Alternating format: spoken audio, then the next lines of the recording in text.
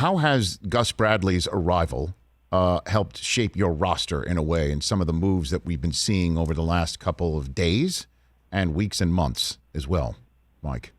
Well, first of all, Gus embraces communication, both amongst his coaches, the players, and me. And, he walked in the door, and we've got a pretty good feel for what he prefers by position, body types, what they look like, how they move, what they look like, what they smell like. He's very specific, and that helps us evaluate players. The communication skills that he displays and the leadership skills, I think, are top level. And I think anytime you get a guy like that at any position in your building, it's helpful. So he's been great to work with on a bunch of different levels. And I think the players have responded to his approach.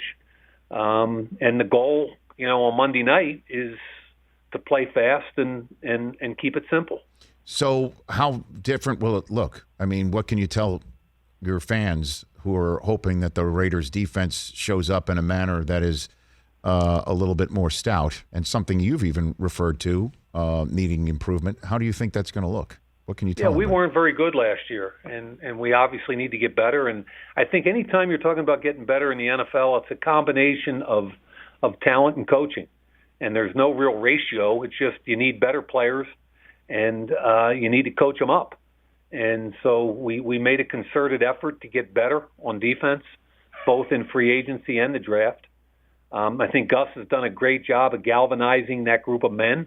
And to be really honest, I mean, we've got some guys that have done it individually at the NFL level, but I'm really anxious to watch how we play collectively against one of the benchmark teams in this league, the Baltimore Ravens. How big a year is this for Abram, Mike? Walk me through this kid who you had such great regard for, using one of your multiple first-round picks on a couple years ago, and he's been banged up. How big is this a year for him and his evaluation and his career?